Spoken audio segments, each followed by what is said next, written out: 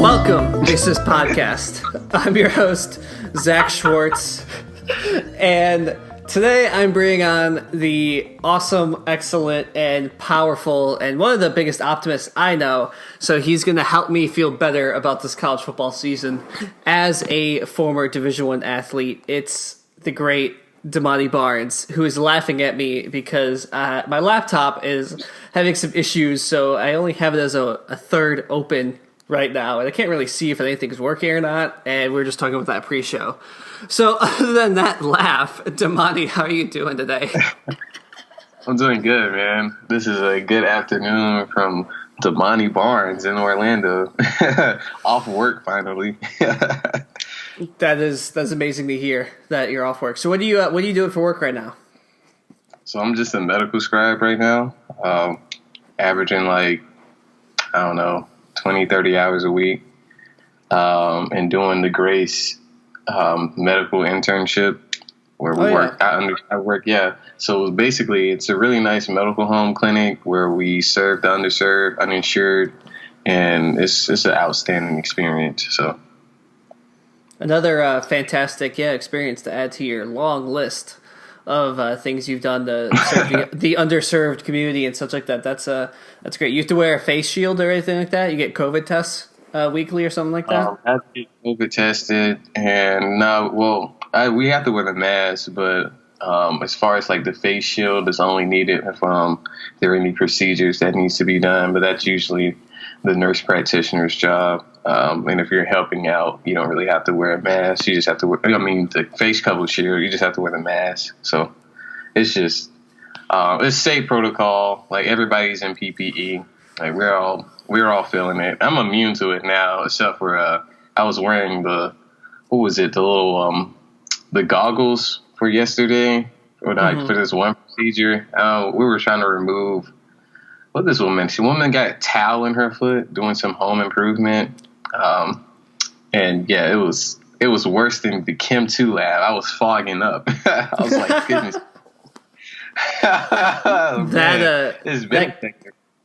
That Chem 2 lab's horrible for the goggles. Goodness, you can't do anything. It's miserable, bro. Yeah, so with all that is excellent that you're doing that. But I want to draw on your experience being a former wide receiver for the UCF football team, actually, during the Scott Frost days. Because I've been hinting the past couple of weeks that I'm going to have to do a college football podcast because we all thought a couple months ago the pandemic would die down, that college football would be able to take place as normal, and we'd get an awesome football season. It'd be so great to have it back after months of going without sports and stuff like that. Of course, there's worse things in the world going on now. I have to say that for every episode so I don't get canceled. But I am not an expert in those fields, and I am a self-proclaimed expert in college football. So therefore, we're going to talk about the ramifications of that and such like that. And here we are. It is the end of July.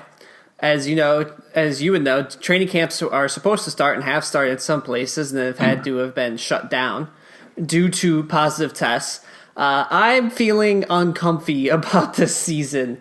How are you feeling as a great college football fan as well? Oh, okay. So with all due respect, I do need to add on to that. Everybody should wear their masks, be sterile. Yes. Quarantine as respectfully for your peers and for yourself, so to look out for your health. But as far as moving forward with college football, I've been kind of looking at the curve but it's really hard to, I guess, rely on any sources at this time because obviously we don't really know the truth. The only people that know the truth are the people who work in the hospitals or on the front line. As far as how we're going to move forward with college football, I think that it's best to say that I feel like if we shot more for the spring, that would probably be more feasible. If we just didn't want to just do constricted to conference games. But as far as if we want to try to open up in the fall right now, most likely conference games with the exception of however they can bend the rules for it would probably be more feasible. But personally speaking, I would kind of feel uncomfortable as a football player right now in college football. Like, because if there's no protocol, the only thing we're doing is just trying to be as sterile as possible. And, not every football player is sterile. I hate to spoiler alert, but I don't really see it being feasible right now, unfortunately, especially especially during the off season and training. It gets really messy, bro. There you go. There's a big ESPN I do not own alert. the copyright to that. notification. We're gonna get shut down. Yeah, bro. What? Sorry about that. But I get what you're saying too, and I think it's really interesting that you say that even you, and I mean, if people were to look at you, they will see a peak physical specimen of muscles and working out and eating well. You are very hard on yourself and taking care of your body. So it's interesting to hear you say that if you were still playing, you would be very uncomfortable. Uncomfortable. I can't remember what word I said. In regards to playing with everything going on right now, even though you're in the demographic that has shown that it doesn't affect us in the same type of way. It still does. Don't get me wrong. I'm not saying it doesn't.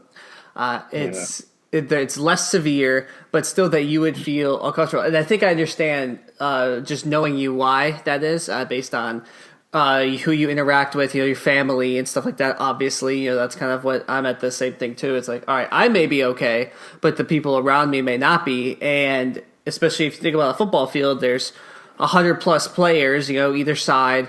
And that's not even including all the older coaches as well that could be affected negatively and severely from one of their players giving them the virus, right? Correct. So, I don't know which philosopher said it, but the best medicine is exercise and physical activity. Everybody should be doing anything that can increase and strengthen their immune system, but not trying to compromise it at the same time. I think right now is the greatest opportunity to find, any SMART goals that you had in mind to be more physically active, because that's the only thing that you can rely on in the time of a pandemic, and try to be as, sterile as possible, but not to beat a dead horse. I think that I just think it's really important to be try to do what you can do as far as the football players, at least try to be as sterile, take care of everything that you have to do, is that you just can't rely on the next guy to do it. So that's why I would be so uncomfortable with it. I know that I'm, tightening up on my hygienes, making sure, I'm taking every protocol to everything and not being in contact with anybody outside of where I'm confined at.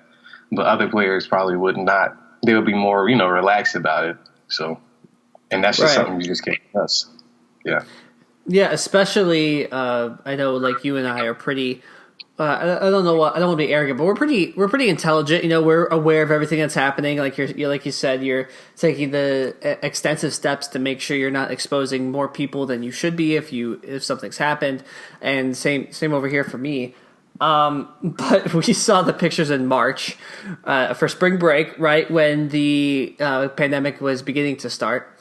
We saw the pictures when Florida and other states like California opened up their beaches of mostly our demographic going out there because they're like, well, it won't kill me, so what does it matter? Yeah. I mean, that's just ignorancy, within our peers, I guess. It's unfortunate. But like I said, it's a dichotomy to it. You got people that are like us, and you got the people that are just YOLO. So, but yeah. I don't know. I live by the motto, if you know better, you do better. So if I'm being informed that the doctors are telling me and justifying statistically that, it's kind of not safe to be outside, here's what the risk factors are. I look at those risk factors and I'd be like, don't really like those risk factors. I'm going to have to abide by it. But that's just me, I'm not really a rule breaker, unfortunately. But hey, it keeps me safe, unfortunately. But I I just think it's smart as like the football players now. Like I still have teammates that they're in their 5th year, and they're just they're working out. But as far as like, I mean, I could still contact them, hang out with them, and they'll probably say yes when they probably shouldn't. I mean, that's just like a small example of just like if I was in their position, like. I would make the decision like, nah, I'm trying to quarantine, trying to make sure I'm safe, and looking out for my teammates and making sure I'm not, harming them in any such way. So, but like I said, we are young.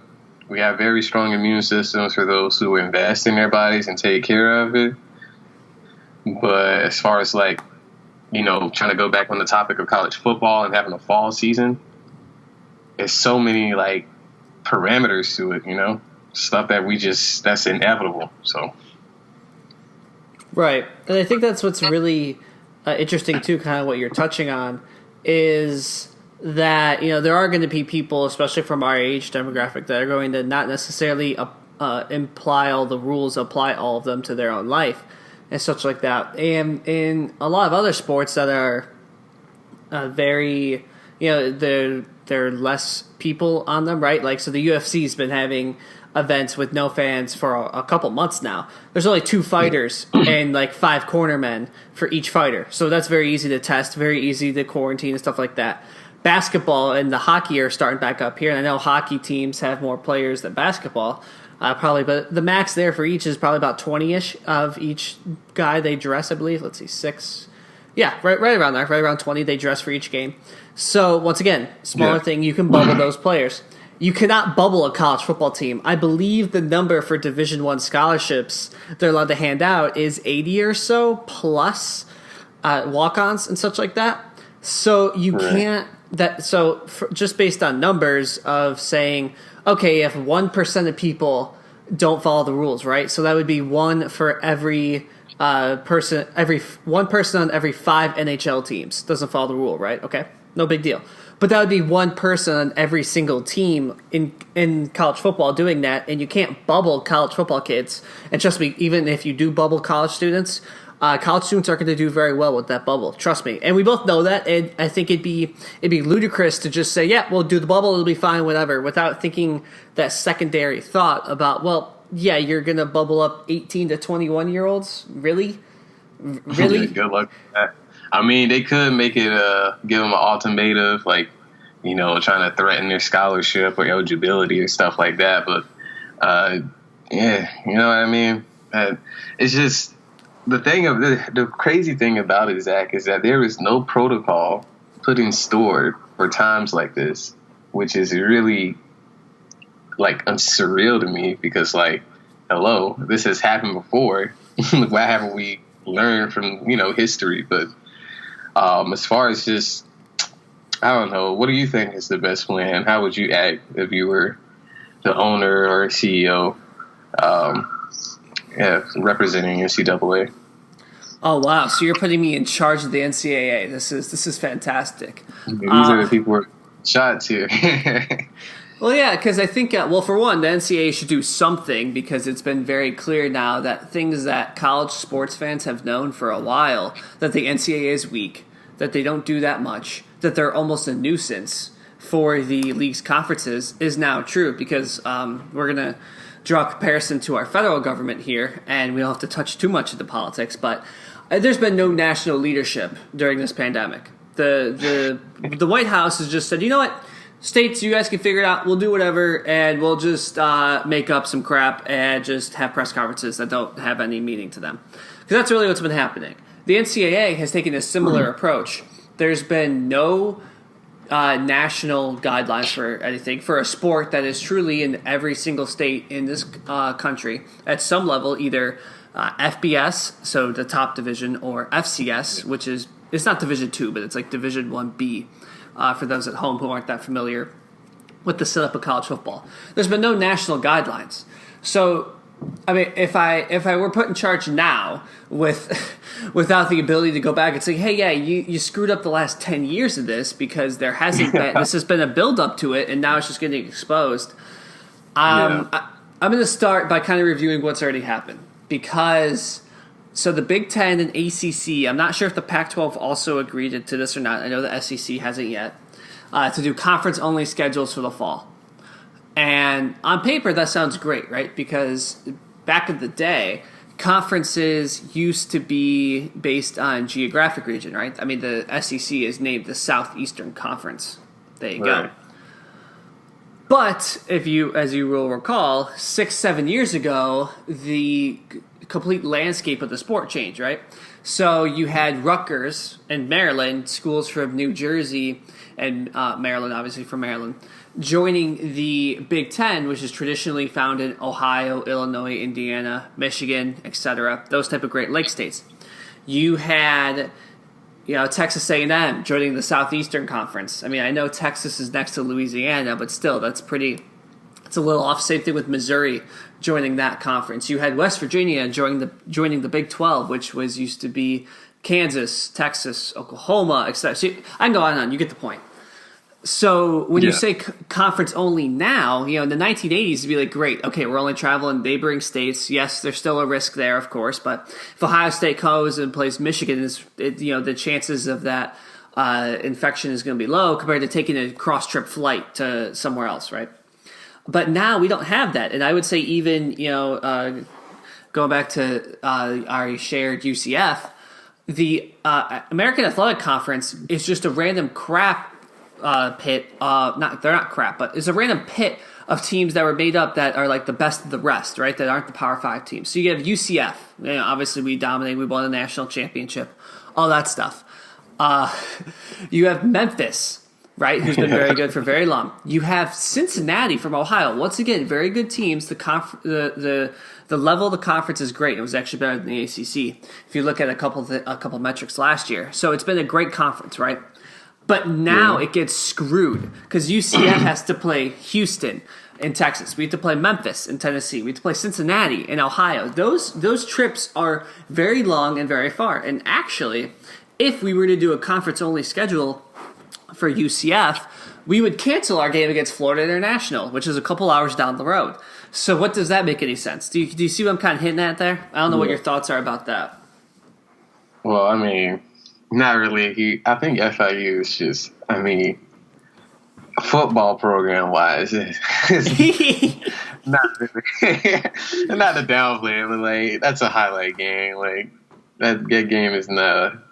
I don't know why we keep putting them. They're just like no disrespect to my hometown, but they're just like FAMU. Like why do we keep putting these people on our schedule? But Zach, do me a favor, bro. Go on Google and look up, West Virginia Football Conference, and you can see how they're all just alone, while all their conferences games are like Midwest. It's so sad, bro. Yeah, it's just it's examples like that. It's just like it makes it not feasible, bro. It's just like not everybody can just play their conference game. Like they're not safe. Yeah, so that's where everyone, after the Big Ten stuff came out, everyone's like, oh, this is great. They're limiting travel and all this stuff. It's like, no, they're not. Not really. Of course, Ohio State was going to play Oregon, but they obviously canceled that game under that provision. But they're not really limiting that much travel, at least certain schools.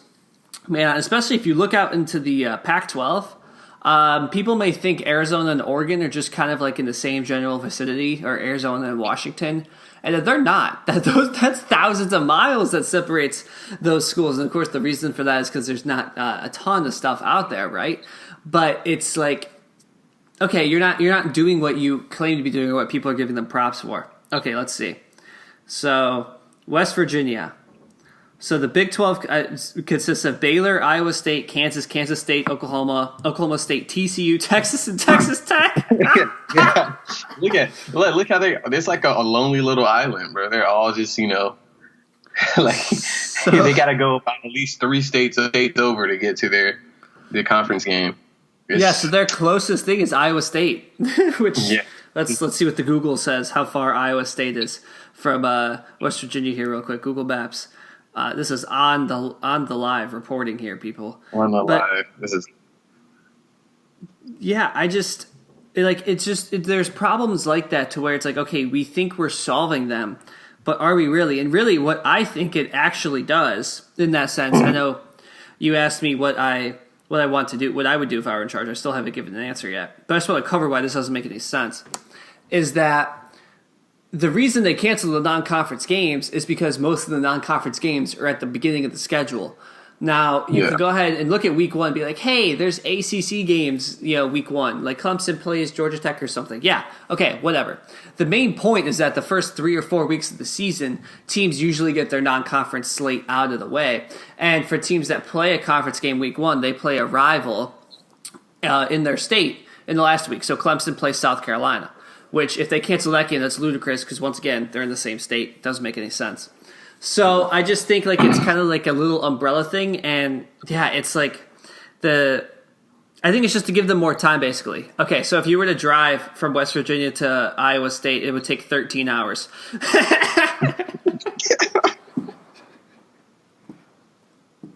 Oh my! That bad.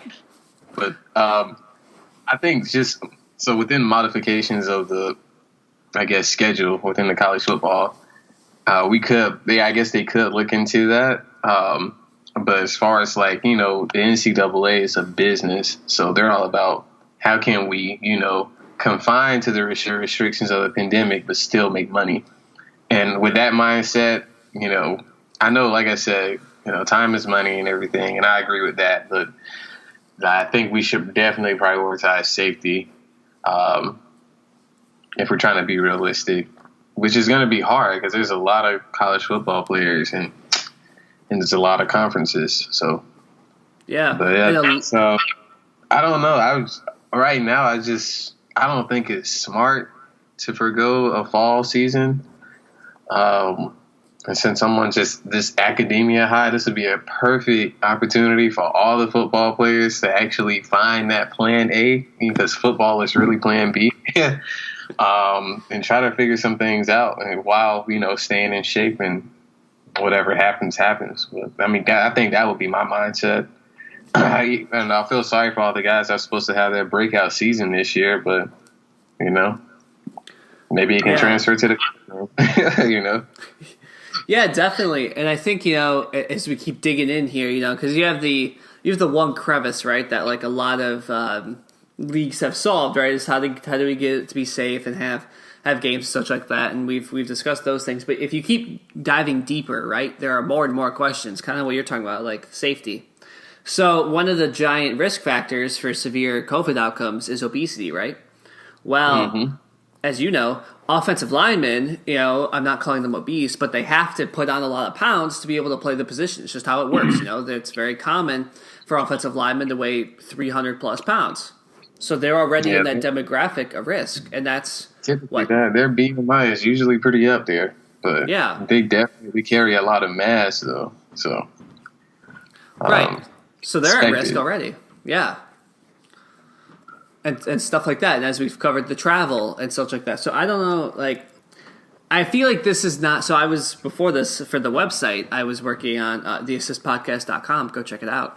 I was working on conference by conference previews for teams and stuff like that. I sorted them into tiers based on my model, and I was going to go on and talk about the season and stuff like that. And I stopped it because I feel like there's just going to be a lot more alterations coming in terms of the schedules and such like that, and probably quick agreements that will be made just so they can get this product on TV. Because at the end of the day, the TV contracts are what makes the football program's money. And then, as I've hinted before, that you probably know a ton about this as well, is that the TV money then funds the rest of the athletic department. And I was dubious of the fact that there would be no fall season due to that fact that football funds 25 or something other sports at every single school. Maybe Kansas, it doesn't because their football program sucks and their basketball program is excellent. But even then, it probably still does if you look at the revenue, because college football drives that much revenue. It is insane. And that's the argument to pay the players and such, which is a whole other conversation right now. But so I was worried about that, and I was thinking okay, well, they'll figure something out because they have to. And Stanford, who I know you've looked into as a potential graduate school, has probably one of the most successful athletic programs all around of all time. They're very great at soccer. They've had a very good football team for some years under David Shaw and Jim Harbaugh. They've competed in basketball before and a lot of different sports. They're very well rounded. Swimming, they are very great at swimming, stuff like that. So a lot of non-revenue sports. And they cut 11 of those already. They axed them completely due to, and they cited the pandemic as the issues, as the, expected revenue loss. So no matter what, I think we're going to see more of that at certain schools because schools have been taking all that TV money and just putting it right into facilities, like LSU and Texas recently getting giant new facilities and such like that. And ironically enough, those two are supposed to play this season. So I think those are the Have you seen Alabama's new locker room? No. I have not. Oh, it's sweet, bro. They have they have recliners now. Like, usually, I don't know if you've ever been in a collegiate football locker room, but usually you have the nice cushion, but it's still like a basic, at UCF at least. It's not a recliner, I tell you that. They have literally nice recliners that recline back. It's just the modification and the timing is just so hilarious. So I knew, I know Alabama just asked at least 3 or 4 sports in their program to build this new or finish building this new facility. It'd be hilarious if that gets out. But you should definitely look at it. It was really nice.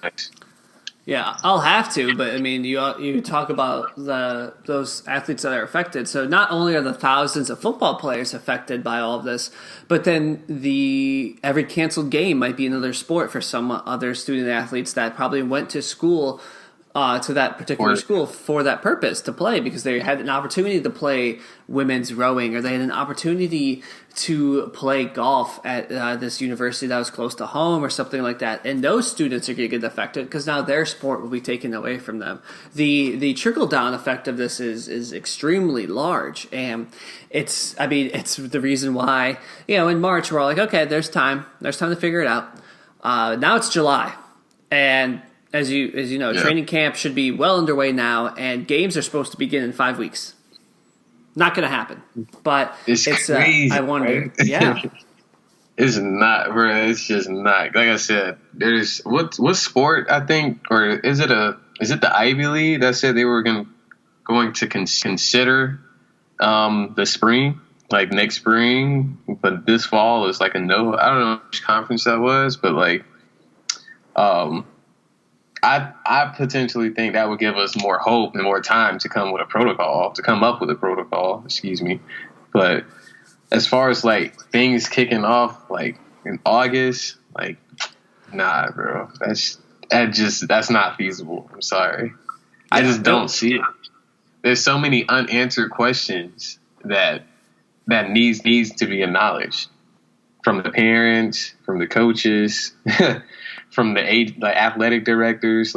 Bro, we need to start asking questions. And maybe they do have the questions, but it hasn't been publicly, been responded to. But we need to know, especially for all the college students who haven't been investing their time from, I guess, since high school into this, But I just know there's some football players this is their bread and butter. This is it. They don't have anything else. So it can be frightening for a lot of student athletes. So shout out to y'all. Yeah, for sure. And it's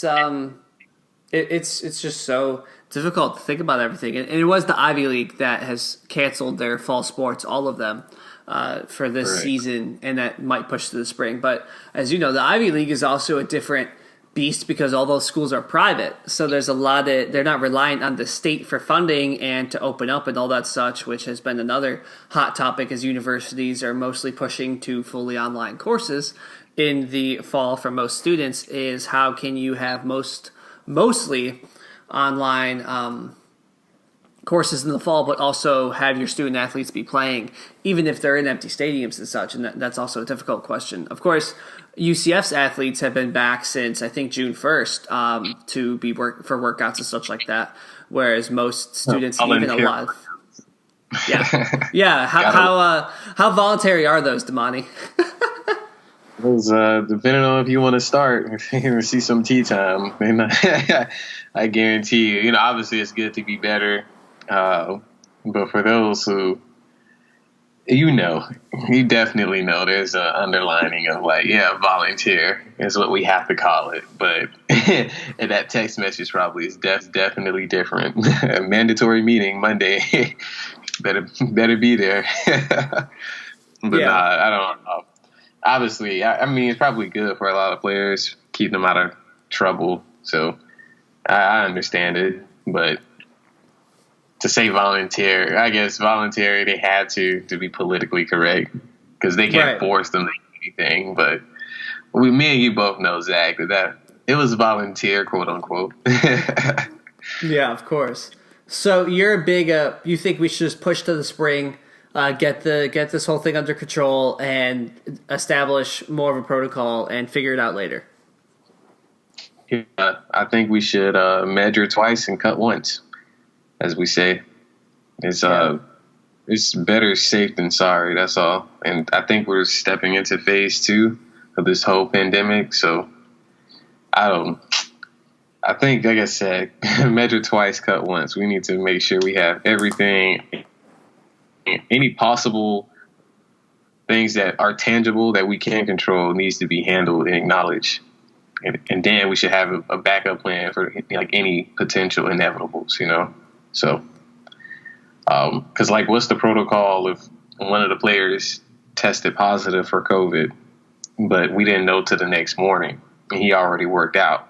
with that. So like basically what they're doing right now is they break it up in sections as far as like workouts, and like obviously it's probably like around 10 maximum that you work out, and you're like assigned to a workout group basically, and they work out throughout a time frame.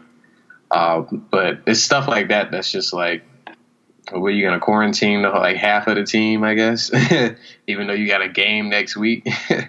It's just, I don't know. It's stuff like that that's just concerning. And it makes it hard for me to believe that we're actually going to move forward with playing football this fall. So you can catch me in the ER. Yeah, because I know they, I've been hearing with stuff, and I talked about this with Sal about the NBA. Coming back next week, is that they're planning on treating, COVID infections and such like that as basically like an ankle sprain, right? So you're out for 2 weeks almost, like an injury, which is fine for NBA because once again, you only have a maximum 13 players on a team or such like that. So during workouts. But for college football, once again, it's 50 plus on the field for each team. Another 50 on the sideline plus 25 or so coaches. Like just the sheer amount of people that could be the disease could run through a team like that, it could be very devastating. Yeah, I concur. That's why I'm just like, I don't know, man. Time will tell. We need answers, though. We definitely need answers. I don't know. I just want to see how it turns out. As like I said, but from my standpoint, I don't think we should be playing any football in the fall until at least we know what's going on. As far as like, if I was a player, I guess they have been told something different from the public, but like I said, we'll see. I wonder if like the only way, because I agree with you. I think in terms of safety and such, the biggest thing would be to return to the spring. I wonder if in the fall, right, you have like some 6, 7, 8 game season, something like that. And rather than based on conferences, it's almost like it's by states, right? So the best example is to be like Florida, for instance, because I mean, you got UF, University of Florida, you have Florida State, you have UCF, USF, Florida International, Florida Atlantic, and I mean, those last 3 are pretty balanced in terms of skill level, and that's a dig at USF, and it's intentional. But I mean, UCF could easily compete with Florida State and the University of Florida this year. I'm not saying we could win, but easily could. So the problem there is like, so maybe do a round robin with them, including University of Miami down there as well, UM. But the other issue I feel like we definitely have enough like college teams in Florida for at least to make half a schedule. Especially, can we talk about how Deion Sanders' son committed to play at FAU? Like, that was weird, good right? Job, Florida State. Good job, Florida State. I know. I know Yeah, UCF offered him too, so that's a loss for us as I well. mean, if we would have came to Orlando, that would have been huge because like I love prime time. But nah, I knew he wasn't coming to Orlando. It's not. Like I said, a lot of people still, a lot of my friends like make fun of our proclaimed national championship title. And like obviously, I'm not going to speak on those terms, but like they still clown on it, so they must be salty still. But it's okay. Like, hey, we still went undefeated. That's all I care about. Yes, we did. That was all that matters for that program, especially where we were before Scott Frost came over. But I want to touch back on the state thing because then so you think about Florida, right? That actually works out pretty well because some of those teams are competitively even, right? And then you have states like Ohio where there's Ohio State, and then there's a bunch of MAC schools like Ohio University, Bowling Green, and Kent State, and Toledo, and Miami of Ohio that would get stomped by Ohio State. So what's the point there? Or somewhere like Michigan, same type of deal. You got Michigan, Michigan State, then you have Western Michigan, Central Michigan, Eastern Michigan. They really like their directions in Michigan. Not to say not to say of Alabama, where there's only Alabama and Auburn, and that's really it. Other than like UAB and such, those same problems. So I wonder maybe if now it just turns into like a 10-season. If it were to happen in the fall once again, and I still think the spring is probably more likely. That's almost what it feels like. If they just rip up everyone's schedule and they just say, okay, you're allowed to play teams from this state and this state. So for like Ohio, it'd be like Michigan and Pennsylvania and Indiana, and figure it out. You 25 teams or whatever are now allowed to play each other. For Florida, you can play from Florida, Georgia, Alabama, whatever. And it's just going to be weird and such like that. But then you still get Florida, Georgia. You still get Alabama, Florida, Alabama, Georgia, or whatever you could. But I just wonder if there's going to be like, all right, we just have to rip this all up and basically start anew. And then just so there's something on TV. Because once again, I think the main thing is just the revenue is all driven by the TV contracts. So from what you shared, it sounds like a good business move. But for all the conservative, NCAA owners out there, they'll probably be like, they probably feel indifferent about it. But I think what you stated is that actually sounds like a pretty fair idea. Yeah. Besides the states besides the people who are the underdogs in the state, and like they will just get demolished by their, opposing state. It's a bad season for them, but then I just thought about it as far as like recruitment, people within this class who this is their last season trying to make it to the NFL roster. Like this is gonna be something, bro. This is gonna be a first of many. I know I was joking with one of the other scribes, and I was joking with him, but we were talking about how like they're going to be people getting admitted to medical school who really shouldn't have been getting admitted because, they modified the MCAT and stuff like that. But it's the same thing with football. There might be some guys that, due to the pandemic, found a little, a gateway and got them into the NFL. Yeah, but it probably would have been different had everything been normal, Right, because the tape and such on that. Yeah, for sure. Right. It's like guys who already had their breakout season and kind of was just like injured or didn't do too much this year, but they had enough tape and they know what they can do. And the NFLs already were scouting them like, they'll be straight. Yeah.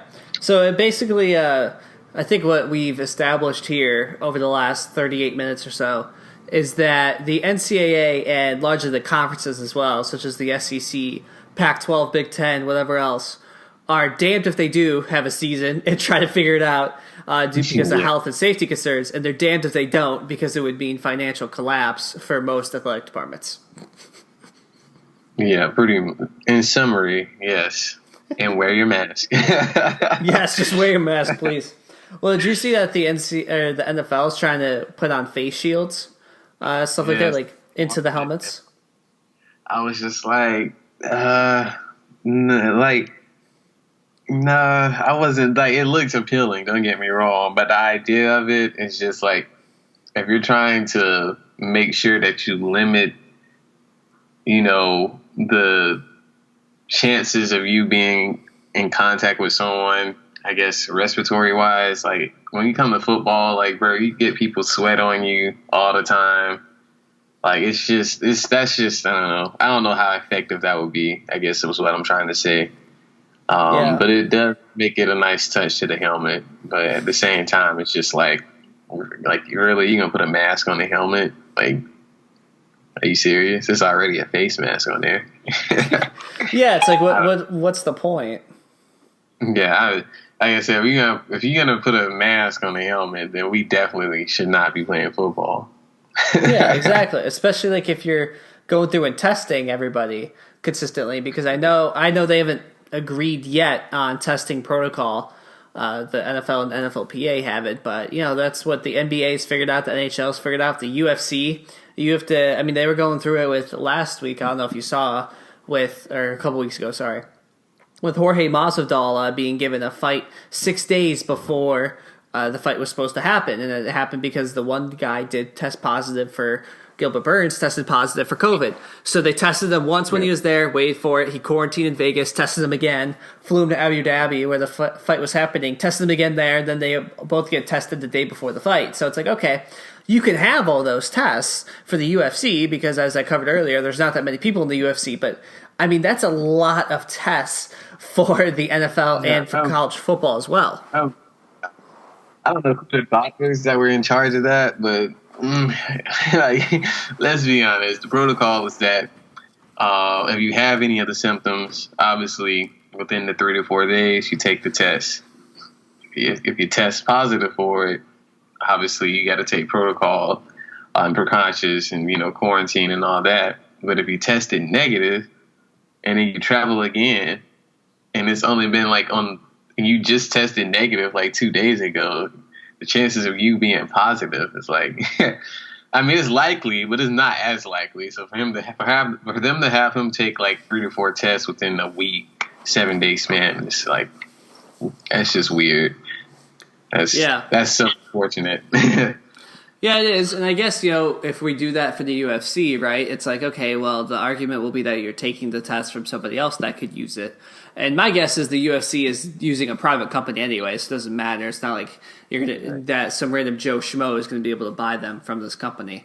But to your point, that repetitive testing is a bit repetitive, but it still probably makes the other people feel better, right, about getting in there in the octagon that there's no way this person has it. But if you're doing that for I just want to highlight this number because it causes so many problems for a football team that's 10 times the size of a fighter's corner.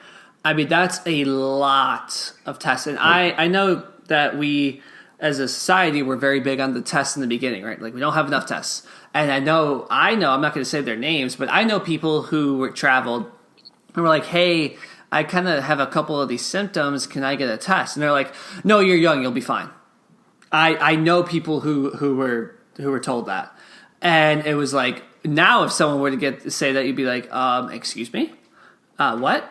But as you mentioned, we might be entering phase 2 of this pandemic with how many cases have been occurring, how much cases have been rising recently. So I wonder. I mean, I'm assuming we're maybe better prepared now. I don't really know. Once again, we still have the national leadership we have in this country that messed it up the first time. So, careful, Zach.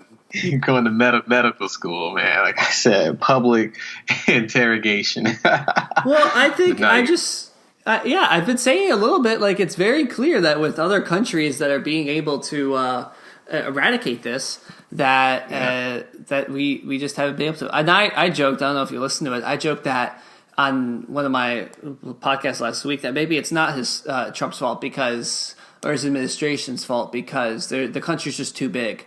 We need to divide into 6 separate countries, and then they could each figured it out. So, yeah, Zach. Oh man, I don't even know how to respond to that. Maybe that sounds like a great idea.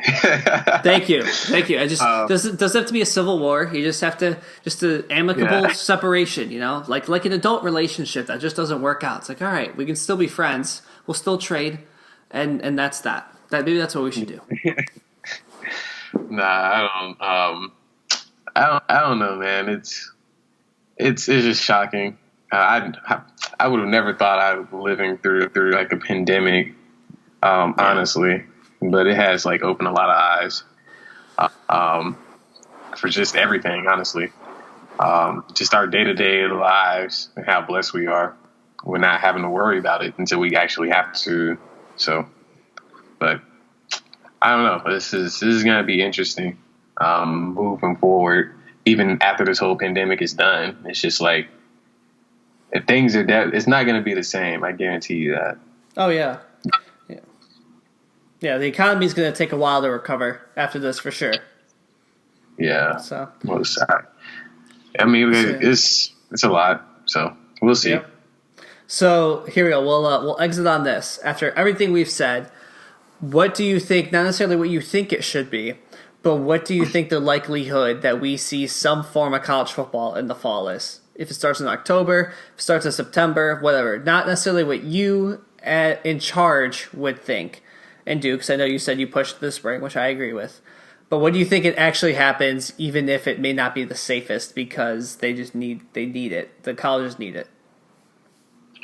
Well, I'm a research guy, so I'm sorry. I would have to do my research. I'll probably go to the leading states within the top 10 or top 5. I'll try to find the accurate and the success rate and like obviously the people who are dying from COVID, and probably do my judgment based off of that. Because numbers don't lie, at the end of the day. And if those numbers aren't foreseeable, then I'm going to have to go with a 35% chance of college football in the fall. I'm sorry. I love your life more than I love football, man. That's what I would tell them. You'll That's thank me true. later.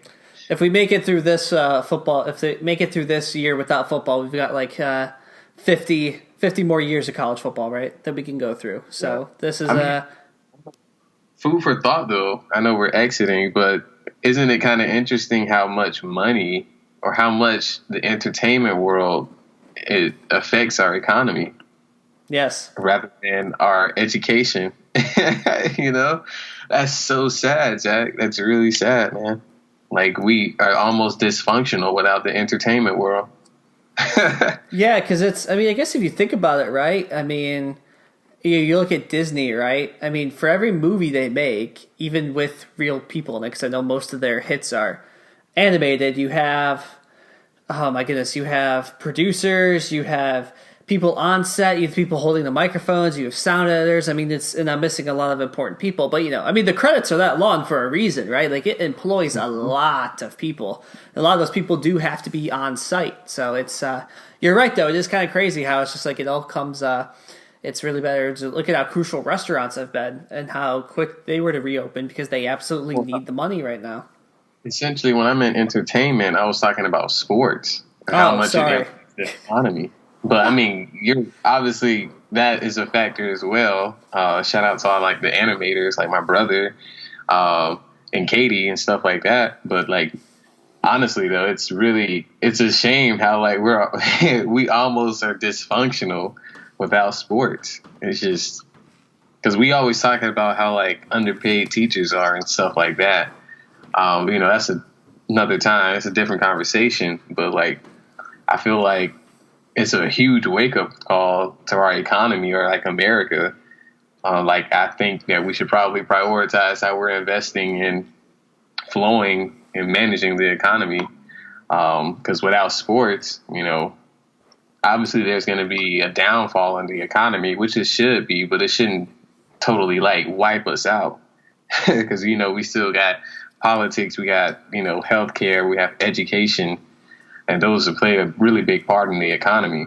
So if it was equality within, the funding and investment in these things, I feel like, moderation, everything would be fine. But as far as like moving forward in the future, like with this whole pandemic thing and how it just literally stops our entertainment as far as like sports and how it hurts our economy, it's really crazy, bro. It's really is. I don't know, it's like an epiphany. It's like, wow, we really, I see why people I see why I invested in sports as I did, because it's a huge factor. Yeah, it truly is. So hopefully we can come back from this pandemic better and smarter, and a lot of the industries, we can adjust to reflect that understanding with everything that's gone on. But I know we could talk all day, go in tangents and such. So we'll save that for another time. Thanks for coming on, Demani. Appreciate it. Good talking to you as always. Thank you, Zach, for hosting me. I appreciate it.